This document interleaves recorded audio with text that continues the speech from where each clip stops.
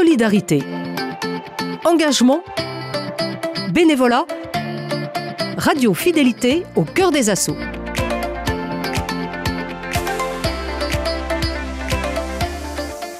Depuis le début de la semaine, nous apprenons à connaître l'association Écoterre Orvault qui propose des actions pour sensibiliser petits comme grands à la transition écologique qui touche notre planète, avec pour but de rendre l'écologie accessible à tous et de mettre en place des éco-gestes quotidiens. Bonjour Iliso, vous êtes cofondateur et président d'Écoterre.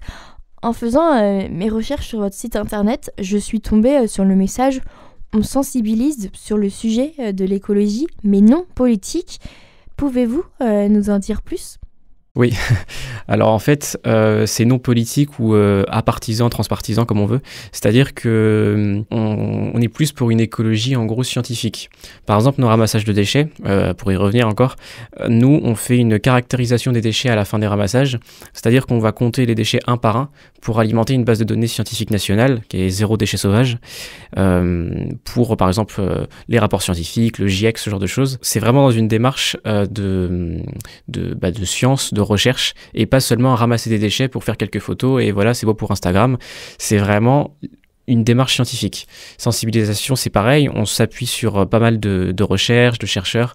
On est subventionné par la Fondation de la Mer qui elle-même subventionne par exemple des étudiants en doctorat, ce genre de choses. Donc vraiment l'idée, c'est d'avoir une approche plutôt scientifique, dépasser les clivages partisans de l'écologie, c'est essentiellement la gauche, ce genre de choses. Pour nous, en fait, l'écologie doit être saisie par vraiment tout le monde. On s'en fiche de l'étiquette politique. En local, de toute manière, pour moi, la politique, effectivement, est présente, mais on peut dépasser ces clivages-là.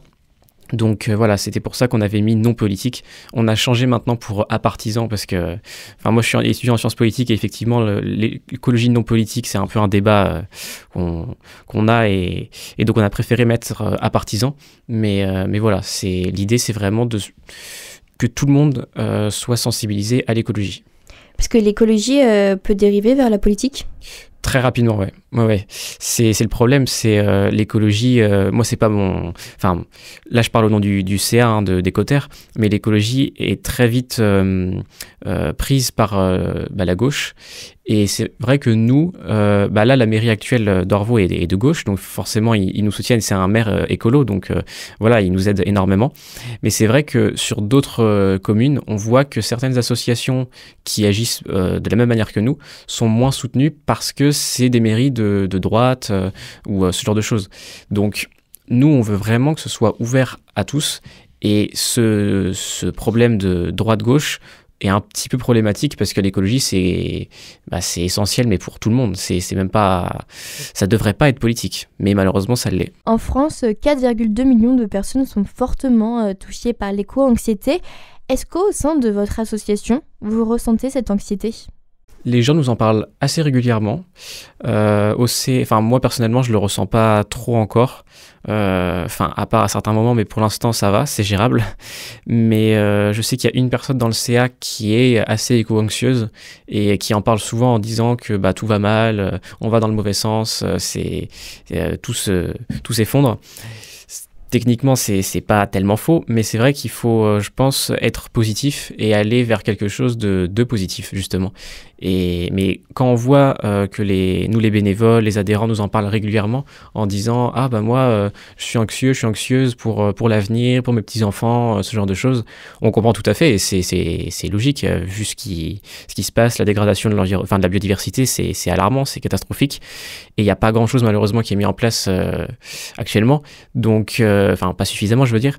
Donc, c'est vrai qu'il y a une éco-anxiété grandissante, je pense, et ça va être un problème vraiment de société dans quelques années, à mon avis. De toute façon, on voit l'état déjà psychologique des jeunes, c'est très alarmant.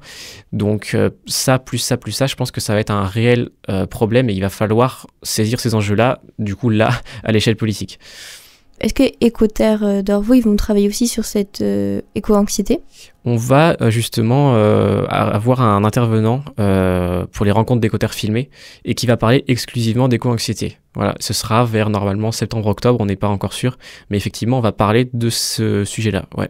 Est-ce que c'est assez important d'en parler ? Ouais, c'est très très important. Très très important, et c'est pour ça qu'on veut sensibiliser au maximum, parce que tout n'est pas sombre, il y a aussi des avancées, mais on peut vite basculer dans l'éco-anxiété, et donc c'est très important, je pense, de sensibiliser à ce sujet-là. Merci beaucoup. Merci. Demain, nous conclurons cette série avec quelques gestes éco-responsables.